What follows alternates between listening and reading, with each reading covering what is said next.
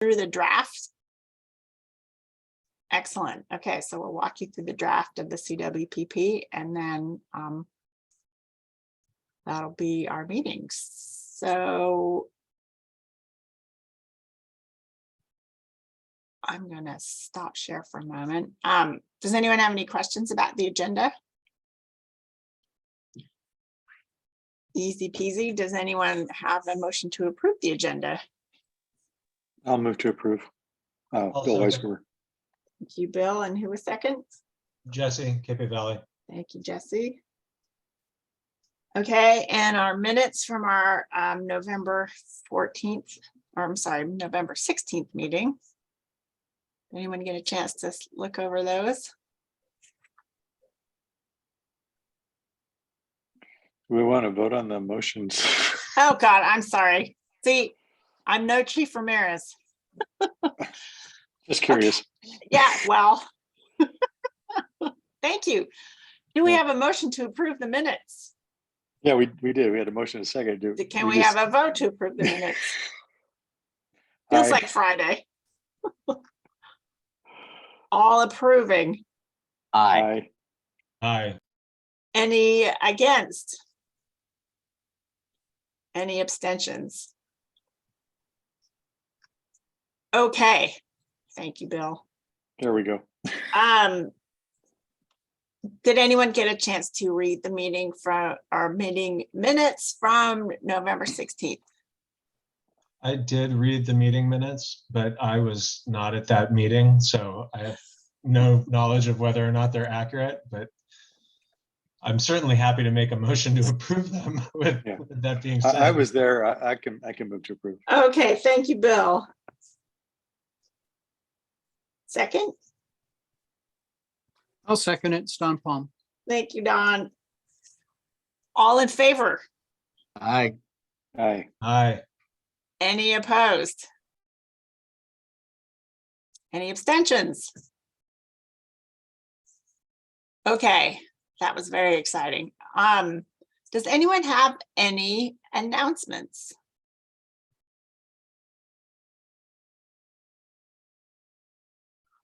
Okay, we do have lots to talk about, so that is perfectly fine. I would like to quickly go over the coordinator report.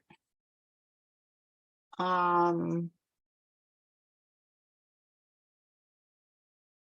we're having our meeting today at 3.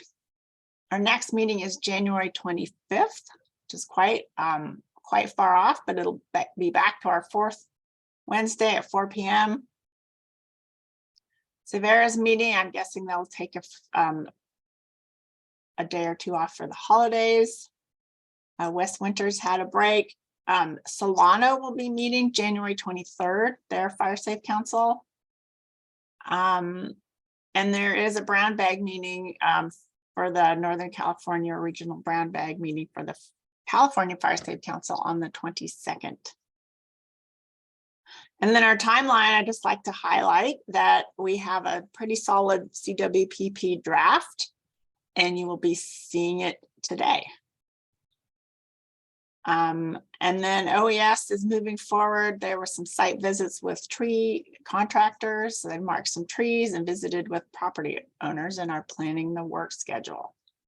So that is a brief update from the coordinator report. The next on our report is grant opportunities from Kate.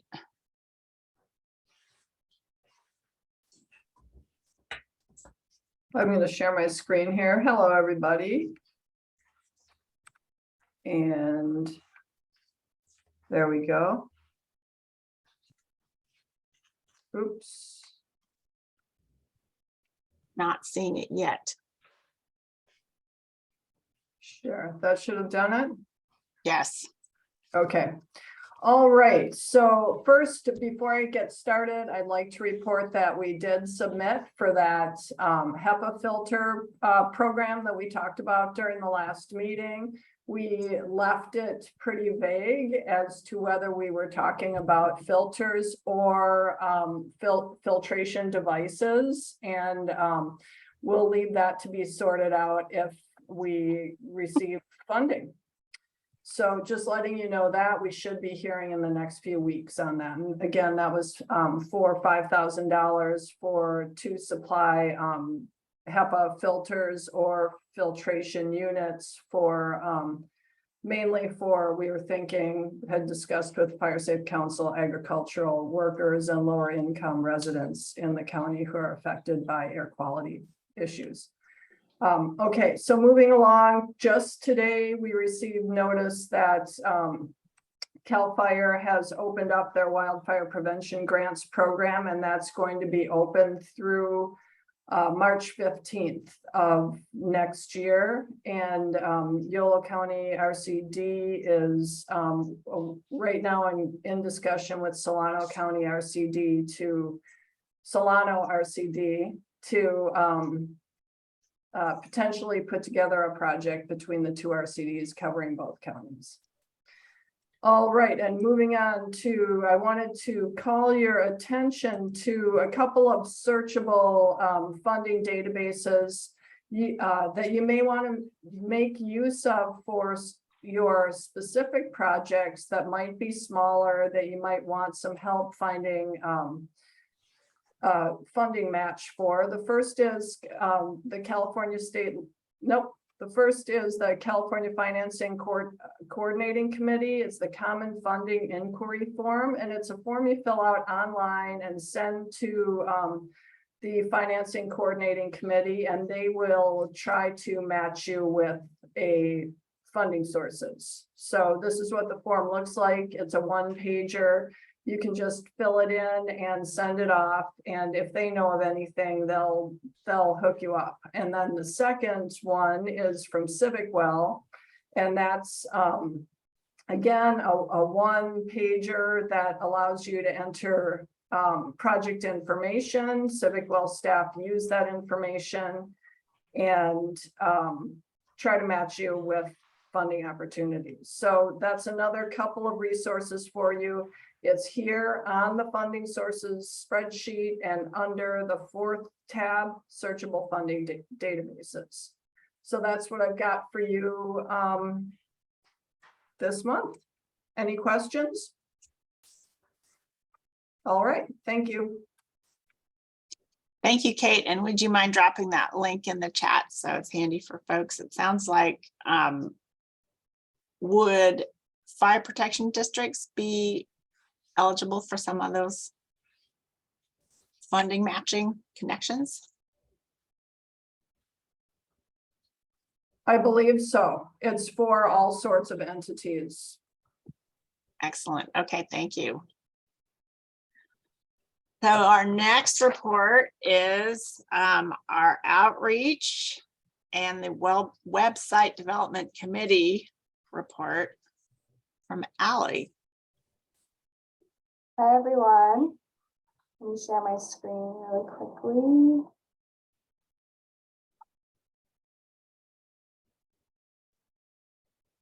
Okay, hopefully you can see the website. Drum roll, please. Great. Okay. This is the Yolo County Fire Safe Council website. This is our new website that has been soft launched, so it's open for you all to view and click around on and look at. Our URL is yolofiresafe.org.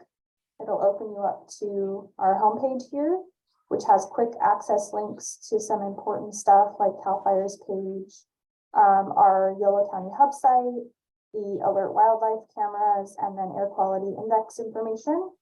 And then a nice thing is right away folks can click to go to our wildfire prevention programs. So our neighborhood chipper program and the reflective address sign program, which is also can be accessed under Get Prepared. Our programs are listed here.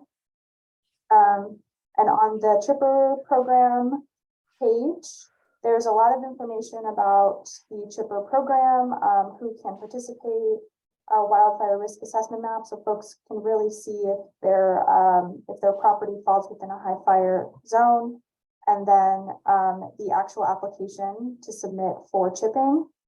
The same goes for our reflective address sign program. So this will be a super easy way to get folks to sign up. So there's lots of resources on here. We also have a resource library with a ton of resources, a most useful guide, and then resources broken up by topic. So I really suggest going through this and seeing if you see anything that isn't relevant anymore, or something that needs updating, or if we're missing a topic that should be listed here. That would be super helpful. And yeah, that's pretty much it. That's the website. It's up, and like I said, it's a soft launch, so we haven't announced it to everyone. We've just announced it to the Countywide Fire Safe Council. And I encourage you to click around on it and then reach out to me if you see anything that is incorrect or needs updating. And I will drop the link in the chat so everyone can easily access it. And that is my update. That is very exciting. Thank you. Our next update is from Solano RCD / Solano Fire Safe Council. Karen, there you are. Yes, I am here. Can you hear me okay? Great. Okay. So the updates on our end are fairly short. As Tanya noted, our next Solano Fire Safe Council meeting is scheduled for January 23rd. The hope is that we can actually adopt bylaws at this point. It may or may not happen, might be pushed off until February, but either I or somebody will keep you posted. In fire programs news, Solano RCD has started our LNU Habitat Impact Survey site visits that I have mentioned in this forum previously.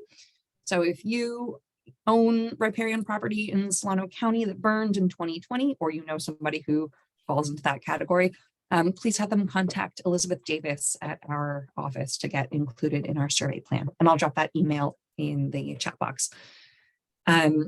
Lastly, if you have any questions about either our LNU survey efforts or anything that Solano RCD is doing or Solano Fire Safe Council is doing, I will be putting the relevant contacts in the chat box to accept those questions.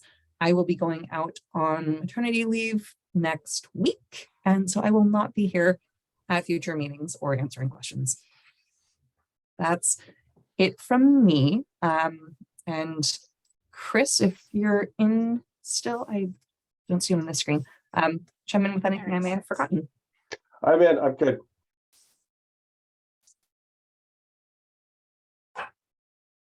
Excellent. Thank you, Karen.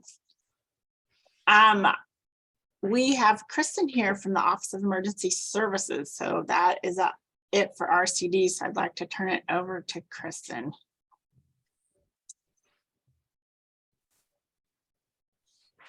Thank you, Tanya. Sorry about that. Got a phone call right when this started. I'm going to ask Susan first do an update on the hazard mitigation plan and the feedback that we're looking for, and then I'll give an OES update. All right. Hi, everyone. I am, I guess, a new emergency services coordinator. I was in emergency preparedness prior to this, and I'm heading up the Yolo County Hazard Mitigation Plan update. So I wanted to just give a brief overview of why we're updating. It is our 5-year deadline. So every 5 years, we need to update our hazard mitigation plan and submit it to FEMA. This plan looks at our current threats and hazards and identifies mitigation strategies to reduce the impacts of these threats and hazards. We did send out a press release asking for community input on threats and hazards. And this really helps us to assess the community's awareness on what hazard mitigation strategies we've used throughout the years at our county, but also looks at any gaps that will help us to identify how to update our plan in such a way that gets the broadest input from our community members. And so we are kicking off this process. We've solicited letters of intent for a variety of planning partners. And each of these planning partners, why that's important is because when we submit the grant, submit the plan, it opens us up for grant funding opportunities for mitigation projects. And so everyone who participates will be eligible to submit a project that then gets prioritized. And then if that project gets selected, there will be hazard mitigation funds that can go to fund that mitigation project. I wanted to leave it kind of broad for all of you in case you have any questions. We're currently in the phase of seeking community input, as well as starting to have planning meetings in January. So does anyone have any questions for me? Susan, I've got a question. Jesse from Cape Valley Fire. Go ahead, Jesse. So I had read through the solicitation for letters of intent, and it had mentioned that the hazard mitigation plan is a prerequisite, like you said, for receiving certain FEMA grants. So if OES is creating a hazard mitigation plan that encompasses the entire county, does that make all the organizations in the county eligible for these grants because we're under that umbrella, or is it only the participating partners who are able to go for that funding? I don't have Jennifer with me as she's our grant manager, but I believe you need to be listed as a participating partner in order to be eligible for the grant funding. And Susan, I was just going to piggyback on that, yes, it is associated with any mitigation funds that we're able to get. So if we're going after a specific project that we see as a strong hazard or threat in this process and have a mitigation project that's associated with it, then you would need to be part of the planning group to receive funds to go towards that mitigation project, if that makes sense. Yeah, that's great. Thank you for clarifying.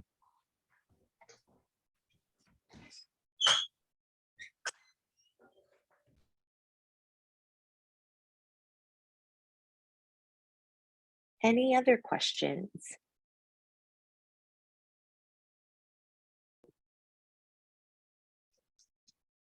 Susan, do you want to put a link in the chat to the survey? You know, there was a lot of press about it today. Sure, I can definitely do that. Yes, if you could share, we would really encourage trying to get anyone in our community to complete this survey. I think as of today, we have 21 people, which is great.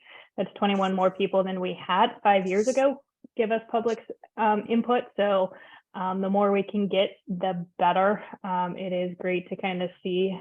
And there are questions in this survey that aren't going to be public facing, that we're just using to collect on like overall preparedness of our community and so forth, and things that they're looking for. So if you could encourage the community to participate, we would greatly, greatly appreciate that. It is valuable for all of us. And what's the timeline on that? Because I can certainly share that with, I have a very large email list for this group. We are requesting that the survey be completed by January 31st. It is in English and Spanish. So when you click on the survey, you'll see a little earth in the top that says English, and you click on that and you could drop in, it'll translate to Spanish. And everything's 100% confidential. We are just collecting jurisdiction and zip codes, but no other personal information on any of the community members. Great, thank you. So does anyone have any questions for Kristen or Susan? Okay, thank you guys so much. I'm sure we will be continuing this dialogue. Yes. And do you want me to dig into the one item I have in regards to OES and the siren? Yes, this would be a good time to discuss that. Yeah. So we were having a pre-meeting check-in, and I wanted to talk a little bit about that earmark that we had for $800,000 to go toward a possible siren alerting people in the winter area, and kind of look at redirecting that focus to a broader focus of hiring a consultant to assess what will be the best means to increase interoperability and communication in our high fire zones, high fire risk zones, and then see what the recommendation is from a subject matter expert on how we could increase better communication and alert and warning into our rural community, especially the high risk fire zone. I know there was some work done already in the past around the siren, and that created a lot of hurdles. One being that it would have to be located in Solano County, and Solano County is not interested in hosting a siren in their county, along with the confusion it would cause if a siren goes off in Solano County for Yolo County, and just how the whole flow would work. And then again, I think that the one thing that comes up too is if we set off a siren, what does the siren mean? And how do we get messages past the siren? So my kind of request to the group would be for county OES to work with procurement, go out to RFP to hire a consultant to evaluate the communication and alert and warning system in our rural communities, specifically the high fire risk zones. And so I kind of wanted to open up that discussion to this group and get your feedback and ideas around that. Yeah, and as a reminder, on our project list that we looked at last month, Office of Emergency Services listed as the project proponent. So we can tinker with that. But yeah, we would like to hear what folks have to say. I don't know. This is Neil Van Alphen. I'm in West Winters Fire Safe Council. And I don't know of anyone else looking over the list. I don't see anyone else from West Winters to comment. There may be on the Yolo County side. But I'll just put in my 2 cents. I think that's probably a wise choice. The sirens, the comments that you made about confusion about what they would mean, and the coverage for what would be necessary to alert everyone with sirens would be probably offensive to others. So it may be a good strategy to look at all the options that we have today in a modern communication situation. Thank you, Neil. I appreciate that feedback. And going over the project list earlier today, there's also a suggestion from the Greater Winters Community Wildfire Protection Plan to improve cell reception in that area. So that's another vote for a non-siren, or another voice, I should say.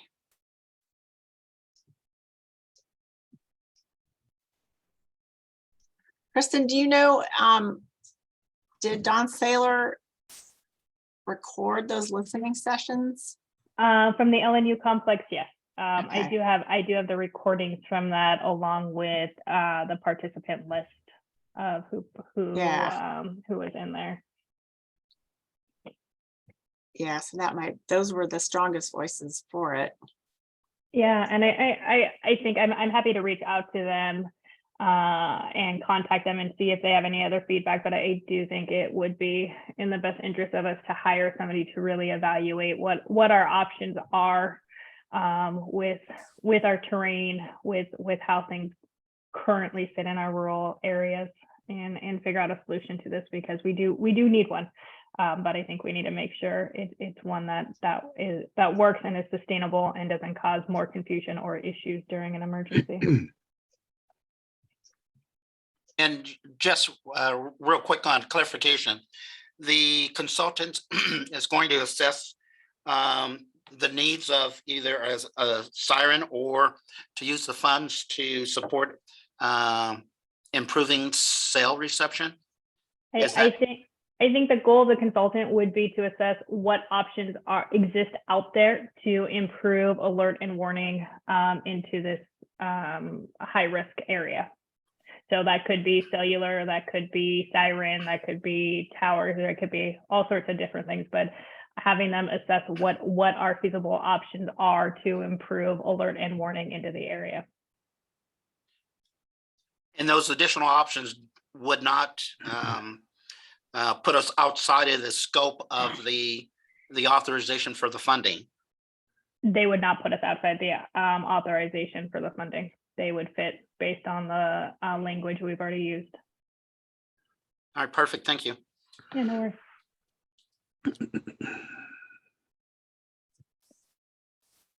Does anyone else have any comments or questions about that?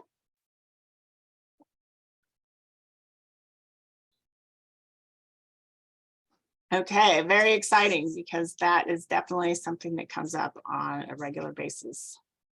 All right, I will start working with procurement and draft up some language for an RFP, and if okay, maybe share back with the group before we go live for the RFP to make sure that we're hitting what our needs are for this project. That'd be great. Thank you. Thanks, Tanya.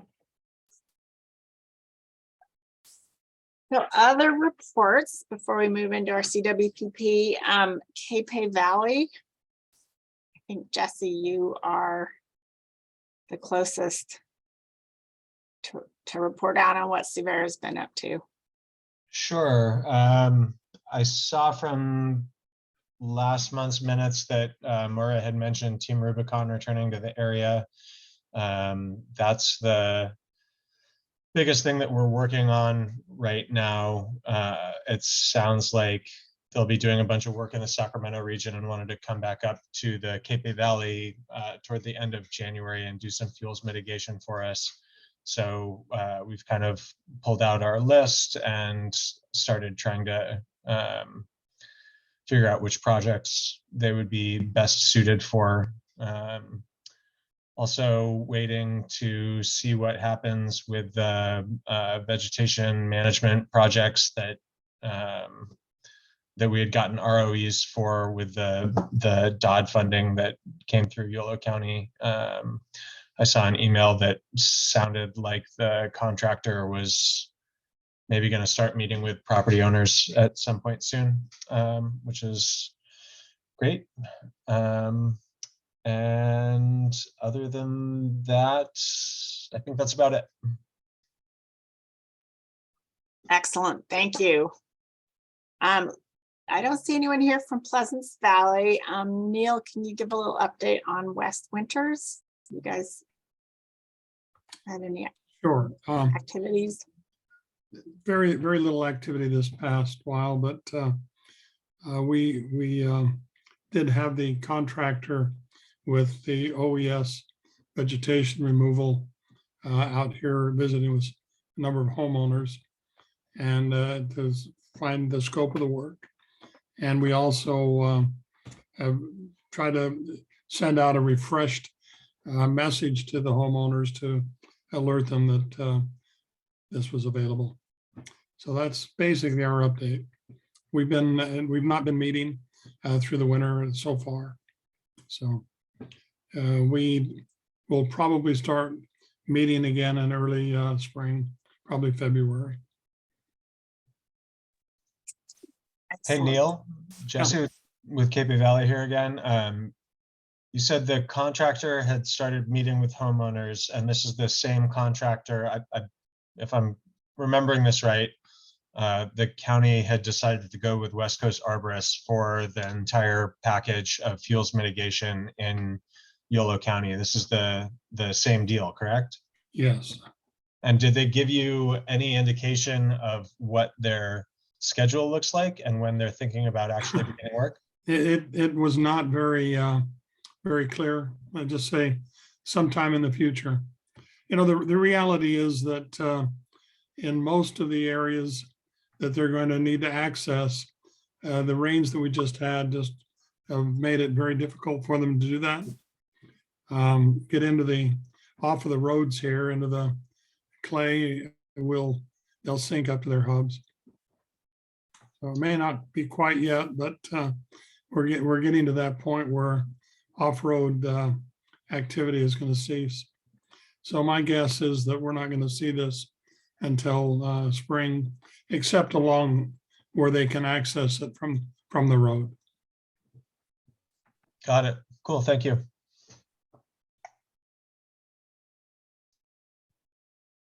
All right, excellent. And I see that Captain Shekla has joined us from Winters, so welcome. Okay, so Kate and I have been working on this draft of our Yolo County Community Wildfire Protection Plan.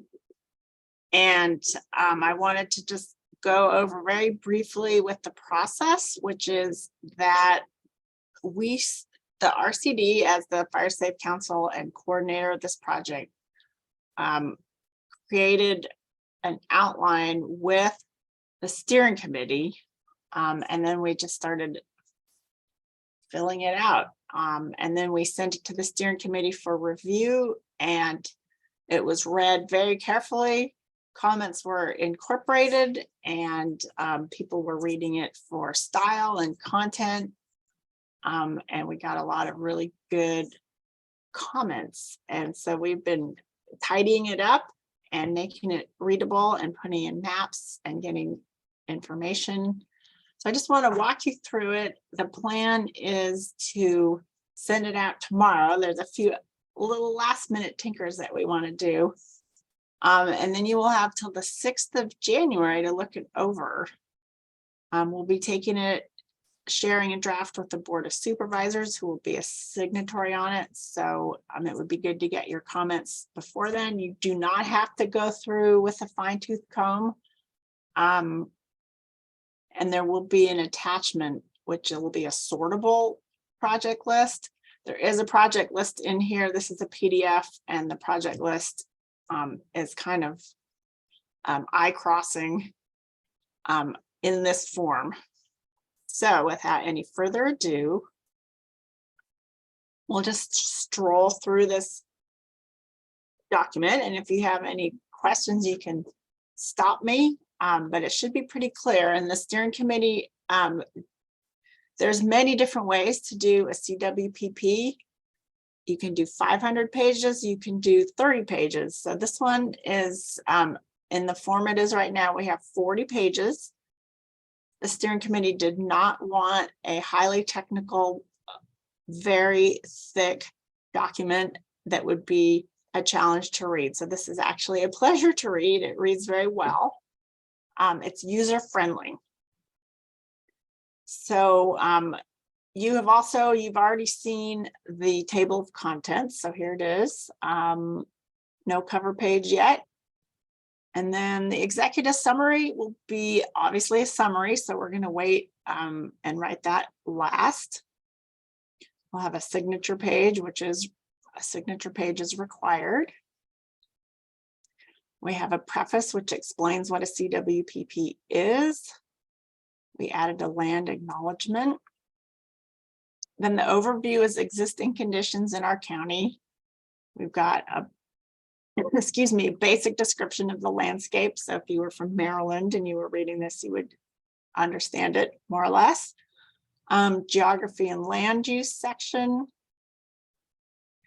There's, we have a PDF of maps on this document, and this map is kind of tough to read. There's a lot going on.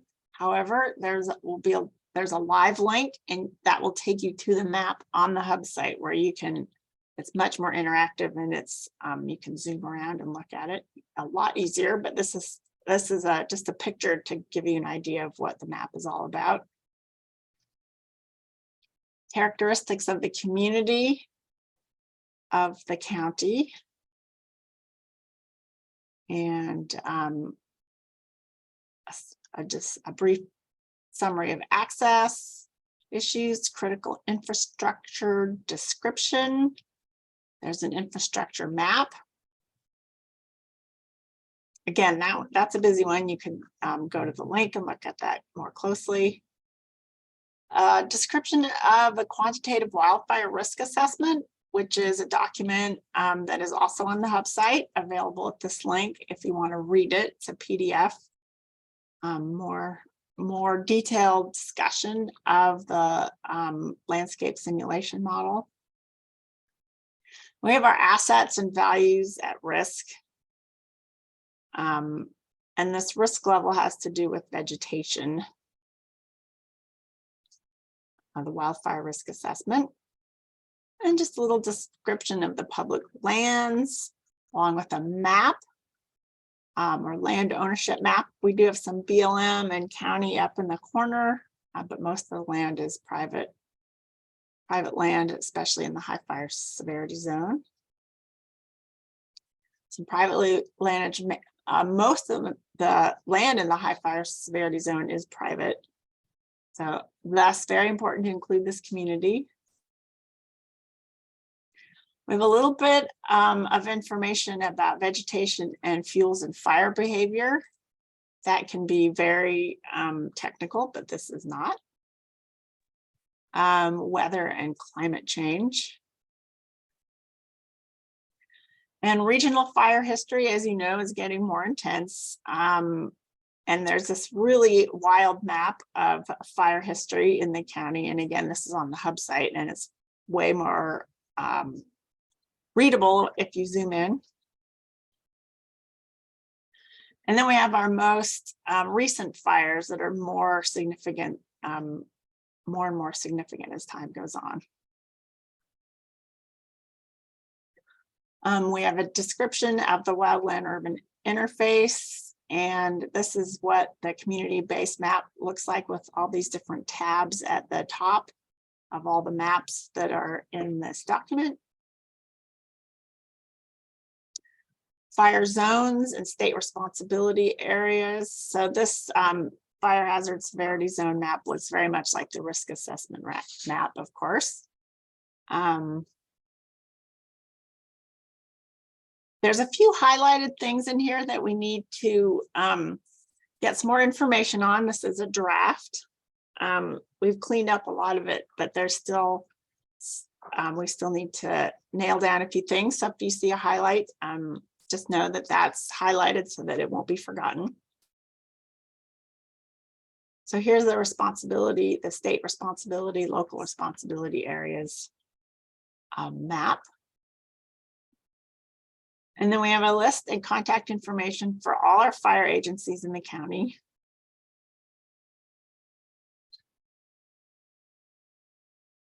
Here's a link to the CAL FIRE's LNU strategic plan. We are in the Lake Napa Sonoma unit. And a little bit about the collaboration plan and the process. We have, this will be completed when the project is completed, but we do have a lot of information in here already of everybody's roles and responsibilities thus far. And then the planning process, CWPs are generally updated every 5 years.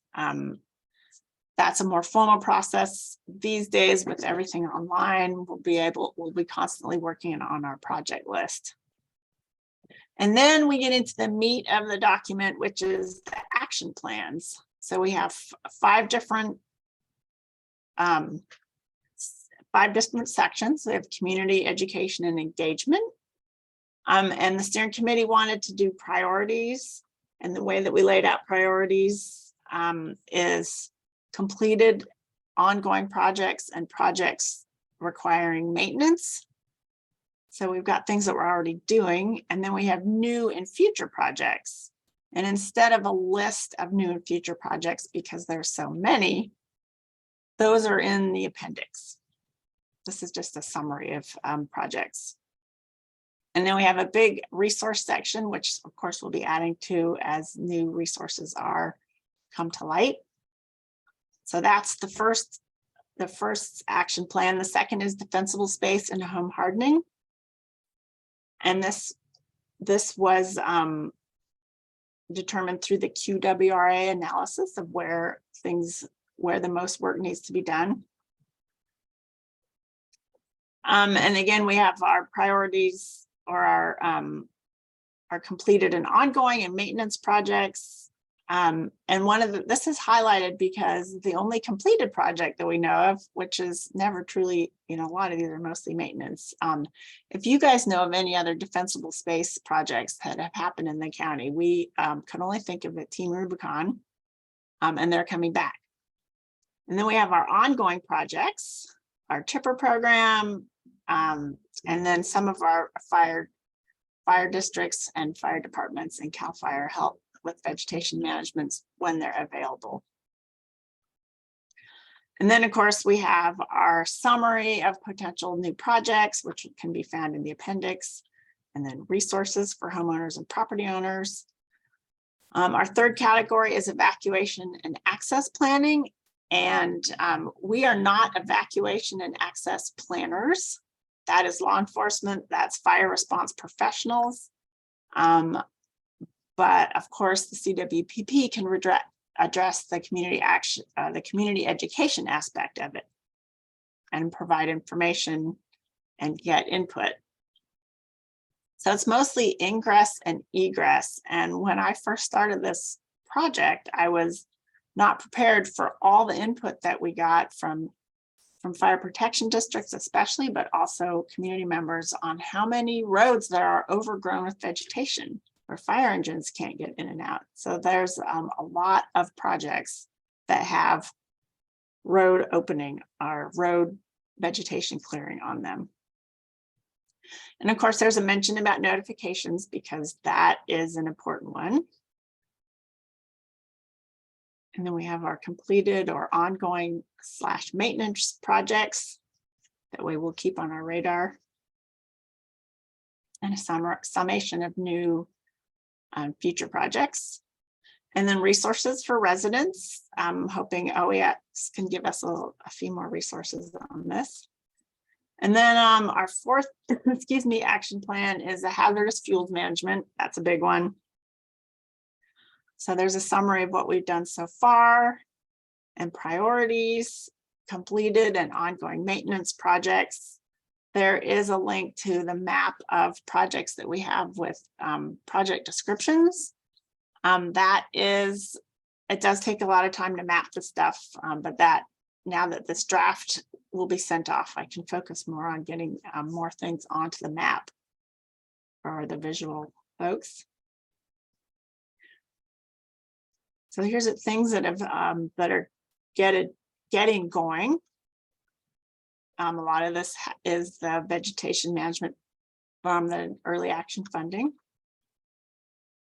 A summary of the new and future projects, and then resources for homeowners and property owners. And then finally, we have other, which is everything from undergrounding power lines to providing generators for communities during power outages and installing knock boxes. These are preparedness projects. Technical assistance post-fire, should that be required? Hopefully not. And then some more information about our firefighting resources, more links. There's lots of information on this on the county websites. And that is the body of the document, so 25 pages. And then we move into appendices, which are where a lot of other information and links got put. So here is the complete list as of today. And you can see this is very small and not so readable, and you can't sort it.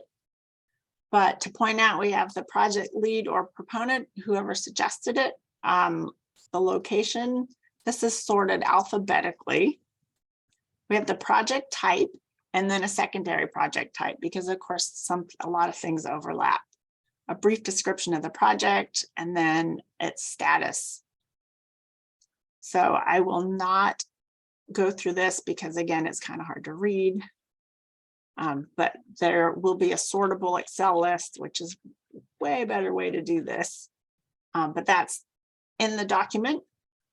We will have some tracking documents from community meetings, just sort of a part of the process. And here is a detailed list of fire history in Yolo County, starting from 1950.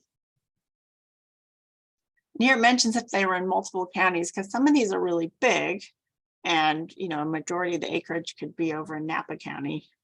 So this was just a column that I added. So this is quite long. And then there's our notable fires, which are quite big. And of course, the LNU. That the Fremont Weir fire got added because it was very unusual to have a fire out there in the Fremont Weir that happened in 2021. No amendments. And then we have this really cool resource list. So if you want to learn more about demographics or fire planning, the other entities are doing, there's live links, there's a description links, and there's a couple pages of this, everywhere from functional needs planning to land management. We do have a couple of placeholders in here for some information we're still waiting to obtain. And again, if there's anything on here that or anything you don't see on here, then let us know, we can add it to that. And that, my friends, is the CWPP. So if That's you have, awesome. thank you. Yeah, thank you for all of the work that went into that. A lot of work went into it. And I have to say, I've been working with Kate Reza, who is an awesome technical writer and support. Yeah, so there it is. So we'll send it out tomorrow for you to read over in the quiet of your mind without me talking. There'll be an Excel list that will go with it that you will be able to sort, but you won't be able to make any changes on the document. But you can, manipulate it. And yeah, make comments as the Fire Safe Council. And do know that the steering committee has gone over it as well. So it should be pretty tight, but you never know. Tanya, what was the deadline for getting comments back on that? That would be Friday, the 6th of January. So that is 3.5 weeks. Granted, there are some major holidays in there. Thank you.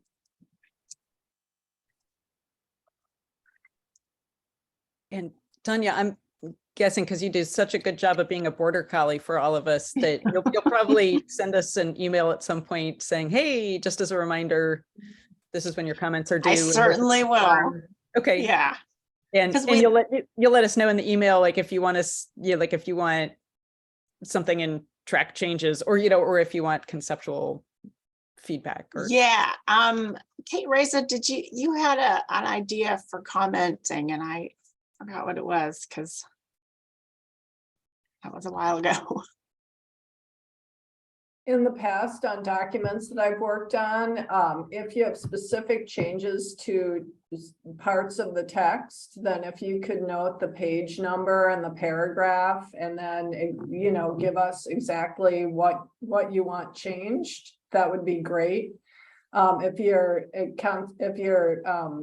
comments are more conceptual, then, just tell us what section and what you think might be missing or you might want to see in more detail or whatever your comment is. But if you have specific comments like, add a period here or do this, please let us know page number, paragraph number. It'll make it a lot easier to find. Thank you. Thanks. Yeah, and you can always just call me or send an email. And we also have a spreadsheet of major comments from the steering committee, so those are tracked, so we know if comments were addressed and how and why and the justification. Great, thanks. Cool.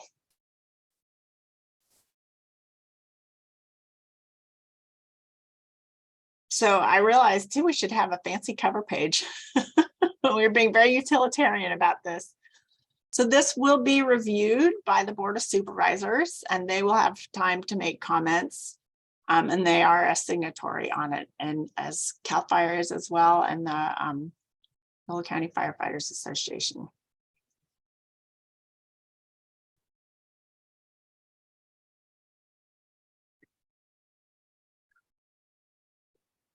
Okay.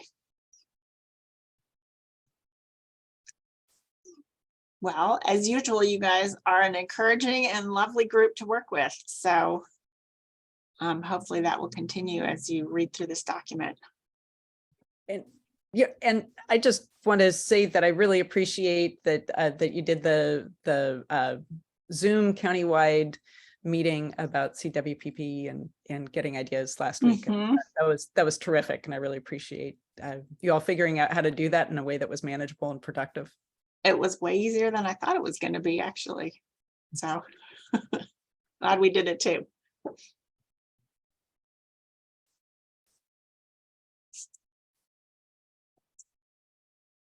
Okay. I think that's it, unless anyone has any other questions or comments. Again, our next meeting will be back on track.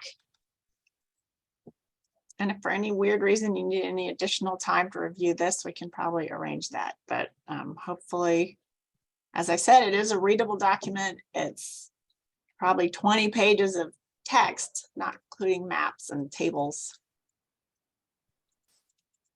And it flows pretty well. So All right, thank thanks you. for that. Yeah, Bill, thank you for your comments. Tracy went through it really carefully. Chief Sitter read through it very carefully, and Neil provided comments. Yeah, it's just been, we've had a lot of input, and Chief Ramirez did as well. So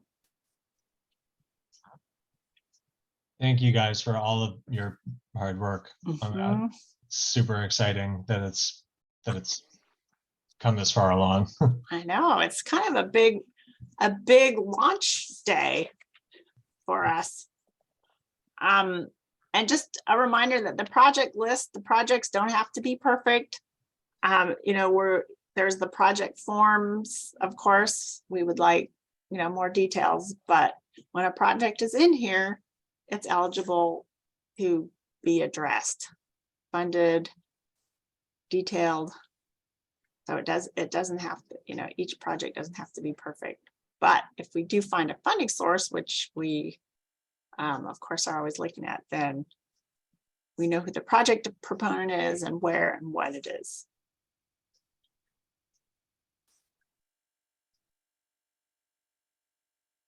All right. Move to adjourn. Well, we could certainly do that. It's we zipped right along Katie had as a comment. usual. Katie had a comment. Yeah. Yeah, a quick Oh, question. okay. So some of the and my question might be answered when I see the actual document and with bigger type. But that like some of the different ideas of projects that came up during last week's Zoom conversation.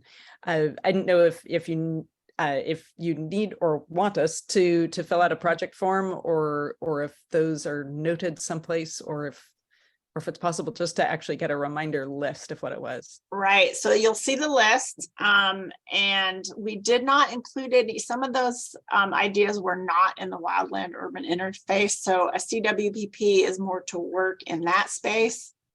So yeah, if you have issues with, you know, in town city issues, then that would be a different category. Right. But yes, any project forms are good. My daydream is to have a folder full of projects that we can go to and easily use that information for doing project proposals. Fantastic. Great. Thanks. Yeah. Great job, Tanya. Thank you. Well, it has definitely been a team effort for sure. And it is a community wildfire protection plan, but I guess have been, as Kate so kindly put it, the border collie. Awesome. Okay, so next meeting is Wednesday, the 25th. Chief Weisker, I think you have a Motion on the floor to adjourn. I just want to all- say one Oh. thing about Tanya's effort on CWPP, and I think it's evident.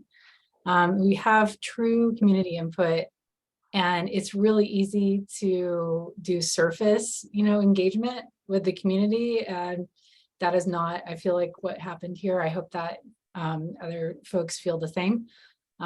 So it does. I'm just really hats off to you, Tanya, for doing true engagement with our community.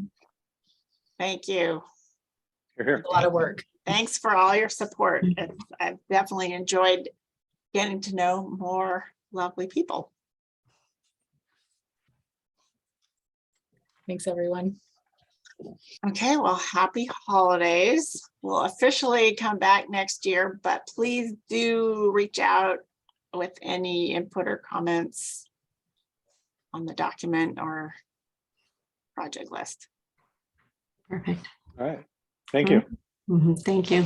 Merry Thank you very Christmas. much and Merry Christmas. Happy holidays. Merry Yeah, Christmas. same to you. Okay, we will see you next year. Thanks.